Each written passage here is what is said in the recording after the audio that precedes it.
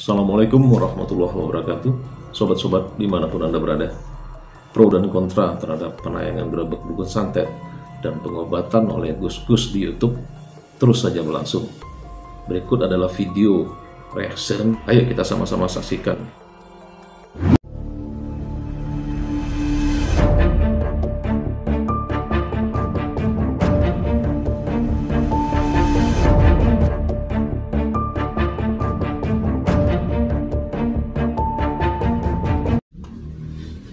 Ketika manusia sudah mulai mencari-cari kesalahan orang, mencari-cari keburukan orang, mencari-cari aib orang, itu bukan lagi manusia. Kalau kata Dang Rajo, itulah sampah.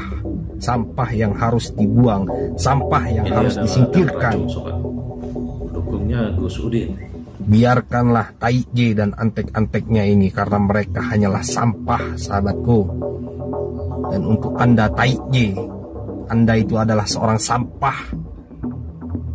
Ya, kamu itu sampah. Gak layak kamu dibilang orang muslim. Orang muslim tidak akan mengkritik. Untuk kalian sahabatku di luaran sana, kalian bisa membuat channel YouTube, buatlah channel YouTube dan kalian tumbangkan tuh Tai J dan antek-anteknya. Bela para guru spiritual, bela para ustadz atau gus praktisi pembasmi dukun santet. Bela kesini sama saya. Ini Adin Iwan PSSI asli Lampung. Satu langkah. Nah, dan ini adalah pendukung Gus Udin juga. Tiap orang yang selalu mencari kesalahan orang lain itu bukan manusia, sahabat, tapi binatang. Mereka menyerang guru-guru besar saya karena tujuan saya ini menumbangkan mereka, sahabat. Saya kalau menumbangkan mereka, sahabat, saya gali dari akar-akarnya. Ketika akarnya sudah saya tumbangkan, maka rantingnya, daunnya, buahnya akan terjatuh dengan sendirinya. Untuk antek-antek TIJ di luar sana, camkan omongan saya ini. Ini Adin Iwan PSSI asli dari Lampung. Datangi rumah saya. Halo. Memang kelihatannya Adin Iwan PSSI ini agak memang benar-benar tidak suka dengan katanya ada ngomongan TJ yang di YouTube. Jawa. Temui saya. Mana orangnya di Pulau Jawa? Yang tidak sepaham atau sering mengkritik orang yang tukang membicarakan orang lain. Gus Udin. Ketika ada orang yang suka nyinyirin orang lain, itu wajib dinyinyirin, sahabat. Kenapa? Karena kita ini wajib sombong sama orang yang sombong, sahabat. Seperti siapa? TIJ dan antek-anteknya. Kenapa? Karena ketika mereka bicara santai, mereka selalu santai-santai. Mereka memasukkan strategi mereka. Sudah di luar otak saya. TIJ bukan model-model seperti ente. Ikan yang bisa terbang aja bisa saya makan. Paham ente? Kita doakan mudah-mudahan TIJ dan antek-anteknya ini, sahabat, dibuka pintu hatinya supaya sadar, sahabat, tidak memfitnah dan tidak membuli, menghina, mencaci, mencibir para ulama lagi. Nah, jadi kalau kita lihat pernyataan dari Dang Rajo dan Adin Iwan ini, sobat, di sini mereka menganggap bahwasanya Gus Udin, ya, Gus-Gus ini adalah ulama, sobat. Nah, mereka menganggap ini ulama, jadi mereka tidak setuju dengan adanya pihak-pihak yang mengkritik, ya terutama contohnya Gus Udin lah. Nah, mereka tak setuju ada pihak-pihak yang mengkritik Gus Udin, baik itu dari segi pengobatan maupun dari segi tayangan dukun santet yang di channelnya Gus Samsudin sendiri atau channel Nurzat Sejati. Nah, berikut kita coba lihat, sobat, bagaimana tanggapan dari Ustadz Reski Meza Putra terhadap hal ini atau terhadap pernyataan dari mereka ini. Ayo kita saksikan. Bismillahirrahmanirrahim. Assalamualaikum warahmatullahi wabarakatuh. Banyak bermunculan para pendukung Gus-Gus Sakti di YouTube. Mereka menyatakan bahwa para gus ini atau orang yang memburu dukun santet ini adalah para ulama. Ya, di sini dan orang poinnya, yang mengkritik para gus-gus sakti ini atau orang-orang yang sakti di YouTube ini dikatakan bahwa mereka mengkritik, menghina, mencaci para ulama.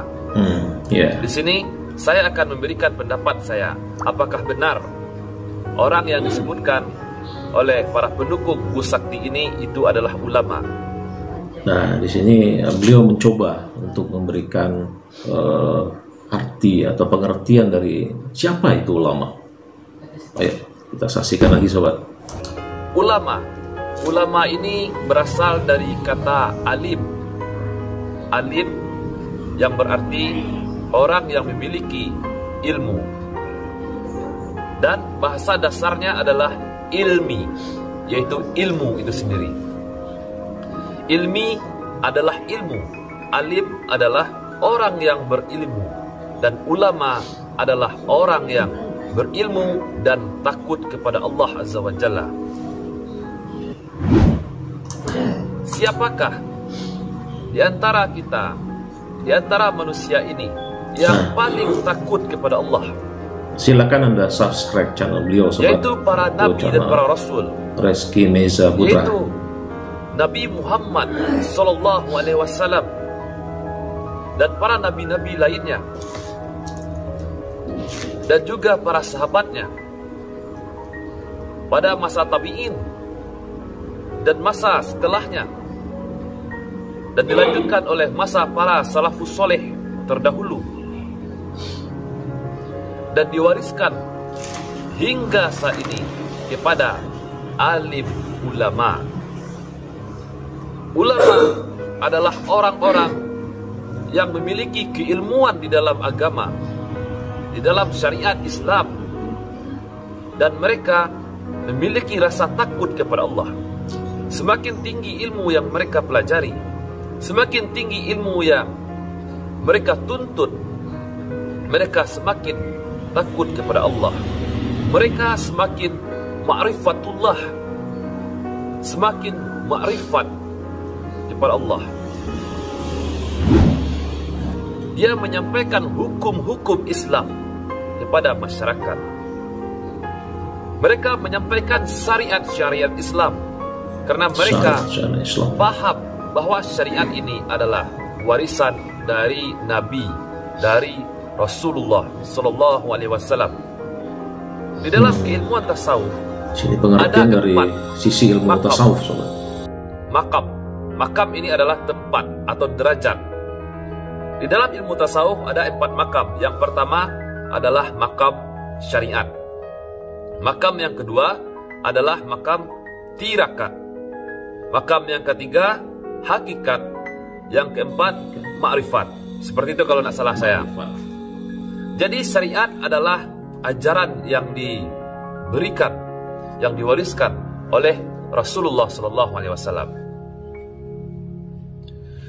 Tirakat, apa yang dimaksud dengan tirakat? Tirakat ini adalah bahasa Arab.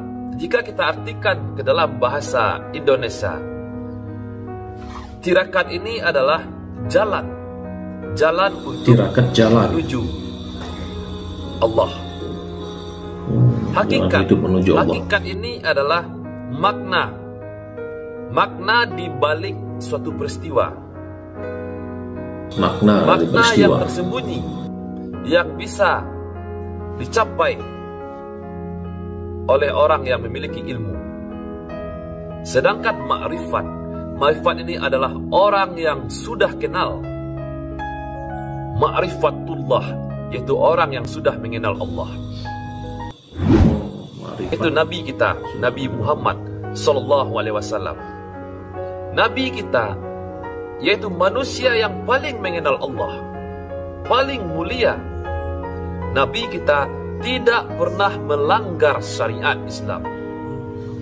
Ma'rifat tidak akan pernah melanggar syariat Islam. Tidak mungkin seseorang itu bisa mencapai maqam ma'rifat kalau tidak ada syariat. Apa contohnya syariat? Syariat mengerjakan sholat, mengerjakan puasa, dan ilmu-ilmu fikih lainnya, jual beli, pernikahan, dan sebagainya. Ini adalah ilmu syariat. Bagaimana mungkin orang yang sudah mengaku sampai kepada makam ma'rifat dia melanggar syariat? Teman-teman, Nabi kita Rasulullah Sallallahu Alaihi Wasallam sampai bengkak tapak kakinya dalam mengerjakan sholat. Bagaimana mungkin kita yang mengaku orang yang derajatnya atau makamnya berada pada ma'rifatullah, namun kita meninggalkan syariat? Apalagi contohnya teman-teman, di dalam syariat Islam, dalam hukum-hukum syarak, hukum-hukum syar'i, tidak ada manusia yang bisa melihat alam jin. Al-Quran menyatakan banyak dalilnya. Salah satunya surah Al-Jin ayat 26 sampai ayat 28. Tidak ada manusia yang bisa melihat Hadis jin. dari Rasulullah, perkataan Imam Syafi'i, barang siapa yang bisa melihat alam jin, maka tertolaklah kesaksiannya, tertolaklah syahadatnya. Dalam metode ruqyah, orang yang bisa mengaku melihat alam jin atau wujud jin secara nyata, hanya ada dua kemungkinan. Yang pertama, dia ini adalah pendusta. Yang kedua, dia ini ada jin di dalam tubuhnya, maka harus diobati. Entah itu jin nasab, jin sihir, jin lain sebagainya. Syar'inya. Jadi ketika kita jelaskan kepada umat bahwa ini adalah sudah melanggar syariat Islam, lalu datang pula oknum-oknum yang menyatakan bahwa, hei, ente ini hanya belajar ilmu syariat, ente tidak paham apa makrifat. Ya Allah, orang yang paling paham dengan makrifat yaitu orang yang berpegang teguh kepada syariat Islam. Sudah dicontohkan oleh Rasulullah Sallallahu Alaihi Wasallam dengan para sahabatnya. Lalu bagaimana mungkin kita, Nabi bukan, sahabat bukan, merasa lebih baik daripada Nabi? Jadi orang-orang yang memiliki karomah itu hanyalah dimiliki oleh para waliullah, yaitu para ulama. Ulama yang benar-benar berada memegang erat Al-Quran dan As-Sunnah, menjadi panduan hidupnya Al-Quran, As-Sunnah, mempelajari ilmu di dalam Al-Quran, ilmu hadis, ilmu sunnah yang disunnahkan oleh Rasulullah SAW dengan para sahabatnya, dan dia amalkan, dan dia berusaha mati-matian untuk menyampaikannya kepada masyarakat, sehingga Allah Azza wa Jalla memberikan cobaan, ujian kepada orang ini, dan orang ini pun masih ikhlas, masih tetap mencintai Allah. Karena mencintai itu butuh pembuktian, dan dengan berakhirnya ujian dan cobaan kepada orang ini berhasil melaluinya dengan ikhlas, sehingga Allah Azza wa Jalla memberikan karomah kepada walinya ini. Dan inilah yang disebut dengan ulama.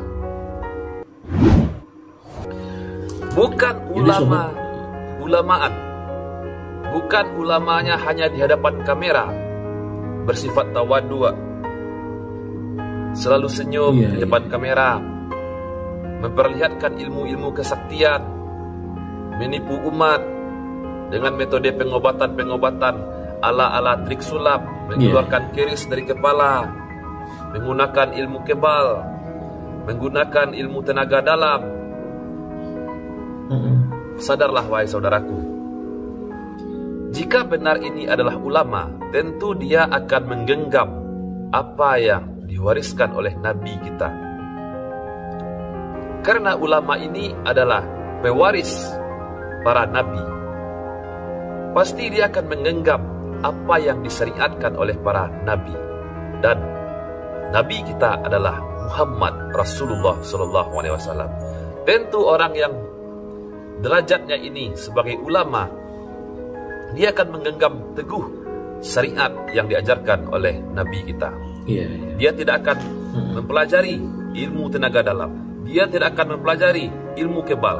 Dia tidak akan mempelajari ilmu-ilmu aneh, ilmu-ilmu gaib, karena ini adalah sihir dan dipertontonkan kepada publik. Teman-teman, jika orang ini mengaku ilmu hikmah, ilmu karomah, maka ketahuilah ilmu hikmah dan ilmu karomah tidak bisa dipertontonkan. Bahkan orang yang mendapatkan ilmu hikmah dan ilmu karomah ini, mereka seakan tidak sadar bahwa mereka sudah memiliki ilmu ini. Kenapa? Karena ilmu ini murni dari kasih sayang Allah kepada dia, bukan atas kemauan dia sendiri untuk mengeluarkan ilmu ini, tapi atas kemauan Allah Azza wa Jalla. Dia hanya menerima. Jadi ilmu karomah, ilmu hikmah tidak bisa dipelajari.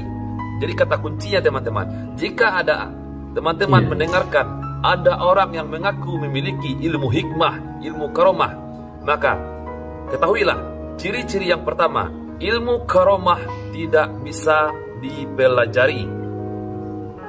Yang kedua, ilmu karomah tidak bisa dipertontonkan. Karena ilmu karomah ini bukan terjadi atas kemauannya, tapi terjadi atas kemauan Allah. Seperti halnya dengan mukjizat para nabi.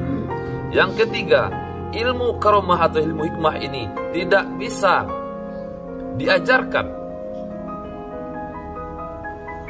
Karena ilmu hikmah dan karomah ini hanyalah anugerah untuk orang yang bersangkutan.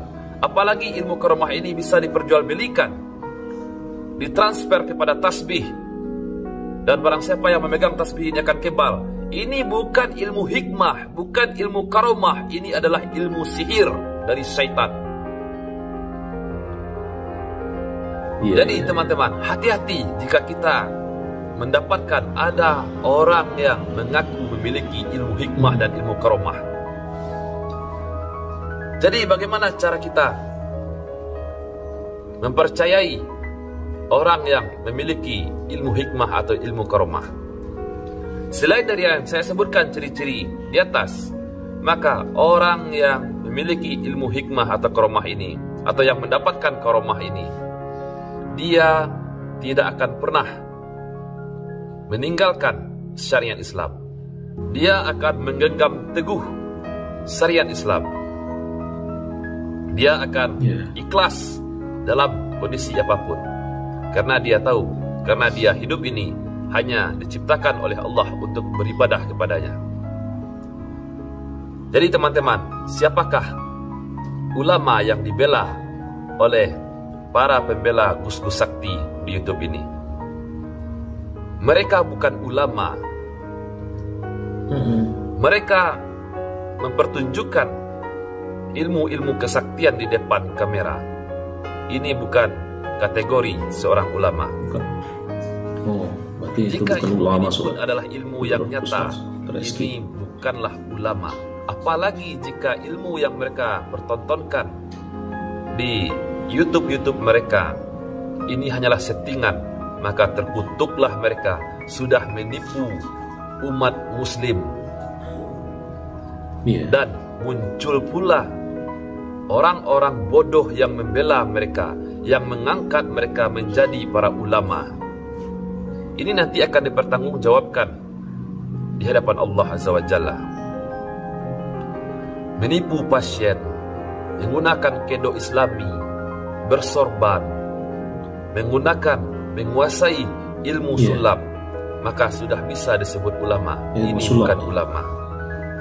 Baiklah teman-teman, saya Reski Maisa Putra, barakallahu fikum. Assalamualaikum warahmatullahi wabarakatuh. Baik sobat, kita udah dengar sendiri bagaimana penjelasan dari Ustaz Reski sobat. Jadi beliau paham betul bahwasanya sekarang banyak bermunculan pendukung-pendukung dari Gus-Gus Sakti yang ada di YouTube ini. dia juga melakukan gerebek dukun santet, dia juga membuka pengobatan alternatif. Nah, sekarang dari paparan yang telah dijelaskan oleh Ustaz Reski tadi, ada beberapa poin yang perlu kita ambil kesimpulan. Yang pertama, bahwasanya apa itu arti dari ulama atau makna dari ulama. Nah, yang kedua, ada juga beliau sampaikan bahwasanya ilmu karomah itu pemberian dari Allah, dan ilmu karomah atau ilmu hikmah ini itu tidak dipertontonkan sobat di tempat umum. Nah, berikutnya beliau mematahkan bahwasanya gus-gus sakti yang ada di YouTube yang sekaligus dengan pengobatannya itu yang mengeluarkan keris lah dari kepala dan segala macam, itu bukan kategori ulama kata beliau. Nah, mudah-mudahan video yang kita tayangkan ini bisa kita ambil hikmahnya sobat, dan kita bisa untuk memilah-milah tayangan di YouTube.